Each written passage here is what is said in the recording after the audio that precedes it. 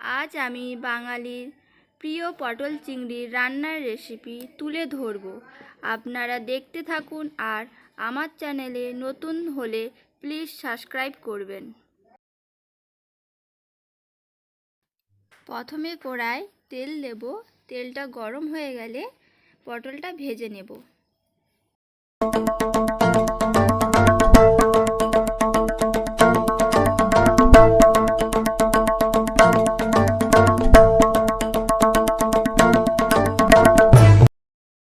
পটলটা একটু নাড়াচাড়া করবেন যাতে পুড়ে না যায়।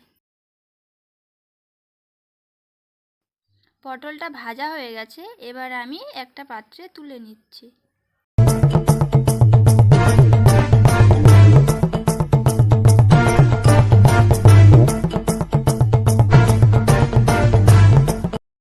তারপর আমি আলুটাও ভেজে নিচ্ছি।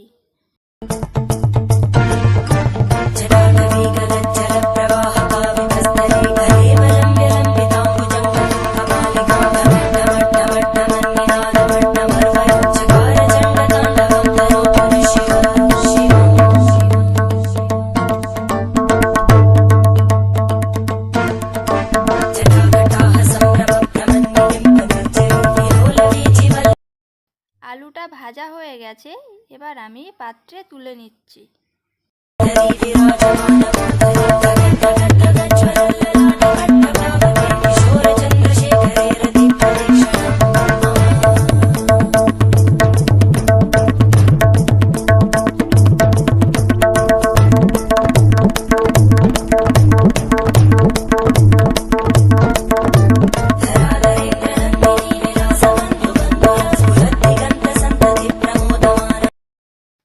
এবার আমি চিংড়িটাও ভেজে নেব।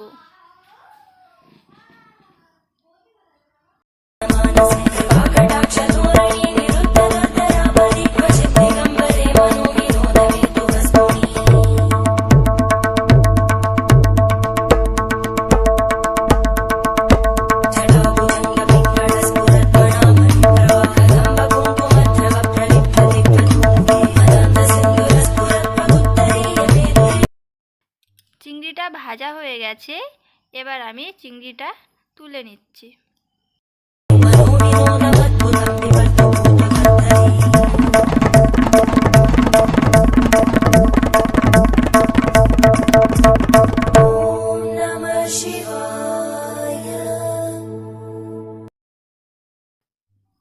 অল্প আমি কালো জিরে দিলাম, তেজপাতা দিলাম দুটো। তেজপাতাটা ভাজা হয়ে গেলে তারপর আমি পেঁয়াজ কুচি ওর মধ্যে দিয়ে দেবো। এবারে আমি কড়াইয়ে পেঁয়াজটা দিয়ে দেব।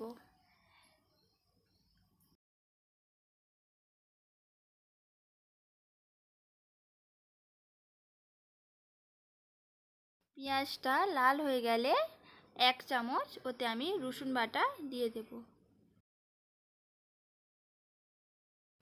রসুন বাটা দিয়ে দিলাম।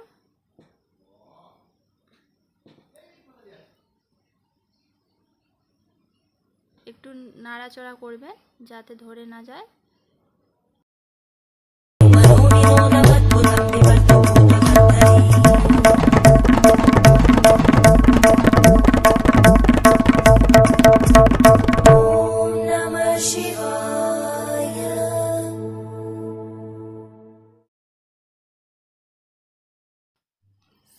স্বাদ মতো 1 চামচ লবণ দিলাম। তারপর 1 চামচ হলুদ গুঁড়ো, 1 চামচ লঙ্কা গুঁড়ো আর 1 চামচ ধনিয়ার গুঁড়ো। এবারে মশলাটা একটু নাড়াচাড়া করে নেবেন। অল্প একটু জল দিবেন।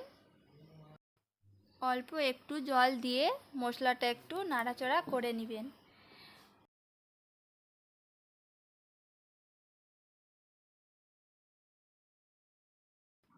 মশলাটা রেডি হয়ে যাওয়ার পর ভেজে রাখা আলু পটল ওর মধ্যে দিয়ে দিলাম।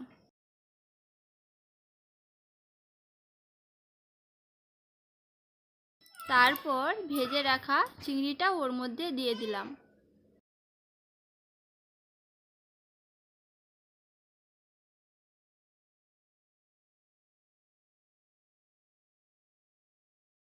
একটু নাড়াচাড়া করে নিয়ে ঢাকা দিয়ে দিবেন। কিছুক্ষণ পর ঢাকাটা খুলে দেখবেন যে জলটা শুকিয়ে গেছে। তারপর আমি এর মধ্যে পরিমাণ মতো জল দিয়ে দেবো, যাতে আলুটা আর পটলটা সিদ্ধ হয়ে যায়।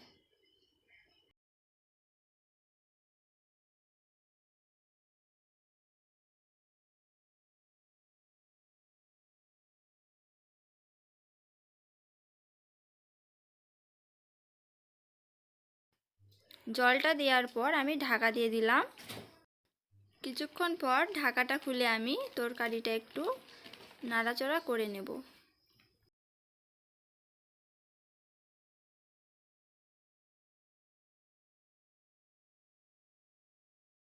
যতক্ষণ না পর্যন্ত জলটা শুকিয়ে যাচ্ছে আপনারা নাড়াচাড়া করতে থাকবেন।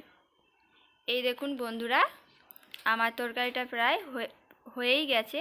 এবার আমি একটা পাত্রে ঢেলে নেব। আমার পটল চিংড়ি রেডি। আমার রান্না যদি আপনাদের ভালো লাগে তাহলে আপনারা প্লিজ সাবস্ক্রাইব করে দেবেন।